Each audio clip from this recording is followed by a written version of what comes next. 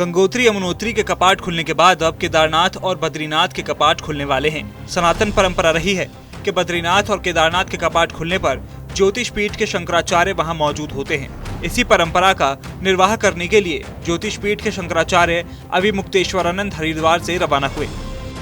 अविमुक्तेश्वरानंद ने जोशीमठ आपदा के बाद सरकार द्वारा किए गए कार्यों पर अपनी नाराजगी दिखाई। साथ ही यात्रा पर आने वाले श्रद्धालुओं की सीमित संख्या को लेकर नीति बनाने की बात करें तो वहीं भारत की बढ़ती जनसंख्या और अतीक अहमद और उसके भाई अशरफ के हत्याकांड को लेकर अविमुक्तेश्वरानंद ने केंद्र और उत्तर प्रदेश सरकार की कार्यप्रणाली पर सवाल खड़े किए। जोशीमठ आपदा के बाद सरकार द्वारा किए गए कार्यों पर शंकराचार्य अविमुक्तेश्वरानंद ने कहा कि जोशीमठ आपदा के बाद जो समस्या उत्पन्न हुई, सरकार को तुरंत उस पर कार्य करना चाहिए था, जो अभी तक देखने को नहीं मिला है। परंपरा रही है कि ज्योतिर्मठ के शंकराचार्य जब केदारनाथ जी और बद्रीनाथ जी के कपाट का उद्घाटन होता है तो उपस्थित रहते हैं, और इसीलिए कपाट उद्घाटन के समय में वहाँ पर उपस्थित होने के लिए हम प्रस्थान कर रहे हैं कि जो जोशी मठ है उसमें समस्या आई हुई है, उसका निराकरण हो जाना चाहिए। उसके बारे में स्पष्टता सरकार अभी तक नहीं कर पाई है, जो कि कर देना चाहिए ताकि लोगों की चिंता मिटे। और दूसरे नियंत्रण तो होना चाहिए। लोग अगर कहेंगे कि नहीं हम तो जितना जाना चाहें उतना ही जाएंगे, तो ऐसा नहीं हो सकता है। उसकी एक नीति बना करके नियंत्रित होकर के लोगों को आवागमन करने देना चाहिए और पर्यटन को इससे अलग करना चाहिए।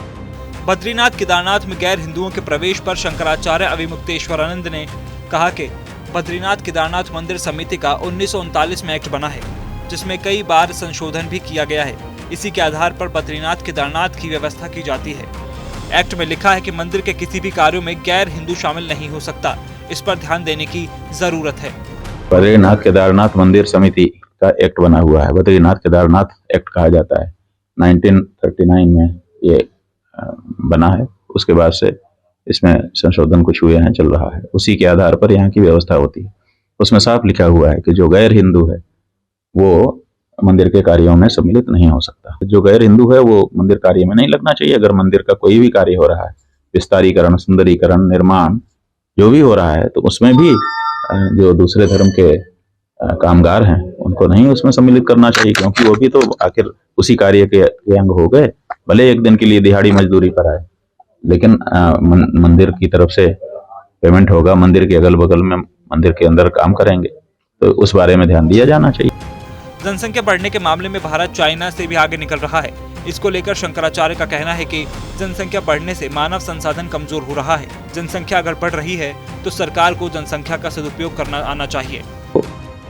संसाधन है, मानव संसाधन, वो कमजोर हो रहा है।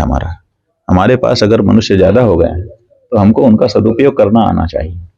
आज जब घोषणा होती है कि भारत नंबर 1 पर चला गया जनसंख्या के मामले में, तो चीन खड़ा हो जाता है। वो कहता है हमारे पास 80 करोड़ प्रशिक्षित लोग हैं।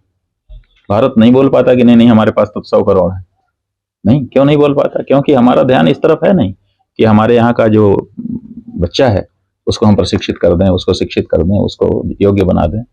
इस बारे में अभी हमारा ध्यान नहीं है, जबकि इस पर ध्यान होना चाहिए। तो इस बारे में भारत सरकार को सोचना चाहिए। वहीं अतीक अहमद और उसके भाई अशरफ की हत्या के मामले पर अविमुक्तेश्वरानंद ने कहा कि अतीक अहमद ने आशंका जताई थी कि उत्तर प्रदेश ले जाने पर उसकी हत्या की जा सकती है। न्यायालय ने कहा था उत्तर प्रदेश पुलिस उनकी रक्षा करेगी, मगर ऐसा नहीं हुआ। इसके बावजूद भी न्यायालय ने इसका संज्ञान नहीं लिया। उसने आशंका व्यक्त की थी उत्तर प्रदेश अगर हमको भेजा गया तो हमारी हत्या हो सकती है। उस समय कोर्ट ने कहा था कि नहीं, आप चिंता मत करिए, पुलिस अगर आपको ले जा रही है तो उसकी जिम्मेदारी है, वो रक्षा करेगी।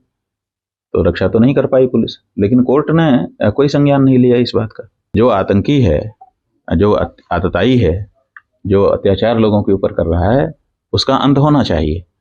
लेकिन ऐसा अंत कि पुलिस अभिरक्षा में मार दिया जाए, ये ठीक नहीं है। इससे पुलिस के प्रति, सरकारों के प्रति और न्यायालय के प्रति लोगों की आस्था कम होती है, जो कि अच्छे समाज के लिए अच्छा नहीं। इससे पहले भी शंकराचार्य ने जोशीमठ आपदा को लेकर सरकार पर सवाल उठाए हैं और तब भी यही कहा कि सरकार को तुरंत इस पर कार्य करना चाहिए था, जो अभी तक देखने को नहीं मिला है। साथ ही 4 धाम यात्रा पर आने वाले श्रद्धालुओं की संख्या भी निर्धारित होनी चाहिए। इसके लिए सरकार को नीति बनानी होगी।